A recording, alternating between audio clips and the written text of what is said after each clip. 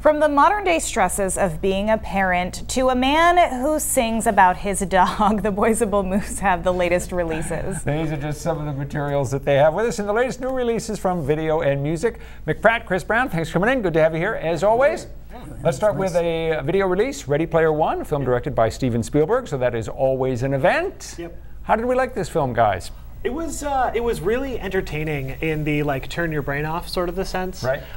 It's basically about a virtual reality dystopia where people escape the horrors of modern day life to engage in virtual reality, and virtual reality in this is actually just littered with 80s pop culture references, which I think is actually probably the best part of the movie. You just get to watch it a couple of times and try to figure out exactly what it is that you're seeing and how many different references you can miss. The general feeling on this one was, looks great, story kind of meh. I mean, the book isn't I read the book and the sequel, and it's just a little, there's not that much to work with in a sense. Like it's a young adult book, so it just doesn't go as deep as I could compare it to John Dies at the end. We were talking about that on Friday, which has a lot of those pop culture things, but that's more for college age people, I guess. It sounds stoners. Like the kind of thing that I was going to say that works for video, and be thankful you didn't spend $30 to go see it maybe in the theater. Another new release. Rewind it when you're done watching. Another new release, a film called Tully. It stars Charlize Theron. We were talking about the stresses of parenting, and this is the film all about that kind of thing. Yes. Yeah. That is what this is. And I remember when we had kids, it was right around the time that all the mommy blogging started. Yes. And I think that that's really what you've got here. You see she drops her cell phone. I mean, it's just about how hard it can be. And it's well done? Yeah. Yeah, it's good. I mean, they have to get a nanny and blah, blah, blah, blah, but...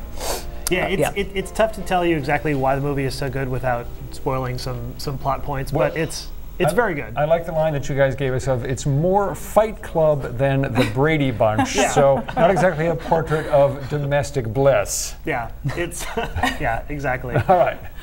We'll take that. Okay, Thrawn Alliances. This is something not everyone knows about, but if you're fans of Star Wars, sort of the extended universe, you know who Thrawn is. He's a main character here. He is, yeah. So Thrawn was he's in the post Return of the Jedi world, the expanded universe, 30 some odd years ago, 1991 I think is when it came out. Is my math right on that one? Doesn't matter. Something like that. But anyway, so he's like the yin to Darth Vader's yang. While Darth Vader is all about I'm gonna control the galaxy with brute force and force powers, Thrawn is a tactician and a general, and he's very calculated and smart and cunning, which is really cool to read about. And in fact, when I read the original books, I was like, man, this guy really ought to win. I think the only reason he's gonna lose is because he's not the good guy. But when Disney took over, they just took care of the whole expanded universe and wiped it all away. But now he's back, and in this book he has to work with Darth Vader. So it's Timothy Zahn, the author, Z-A-H-N, is one of the better Star Wars book writers. There's a gazillion of them. Yeah. He's and his is some of the better ones. Definitely the better ones. Yeah. Okay, so music now, and I'm not a parent, so I'm going to say this wrong. Rafi, okay. Whatever. Dog on the Floor. This is a man who writes a lot of songs for children. I don't know if he's written any not for children. But yes. So I guess if you came up in the 80s, you probably couldn't have had a childhood in the United States without. Actually, I think you're wrong, Rafi. because I know someone who came up in the 80s and I really doesn't know the guy. Oh, Never okay, heard of maybe him. 90s. I don't know, but the song "Wheel on the Bus." Oh, that's him. Okay. I think he wrote it even. Yeah. Oh. So Baby Beluga. Okay. Right. Baby Beluga is the other big one. Okay. So That's I the know guy. of him You know, then. All yeah. right. So he's like Pete Seeger. He wrote a million songs, but just didn't realize that it was him. And this new album's about his dog, Lula. This Yeah.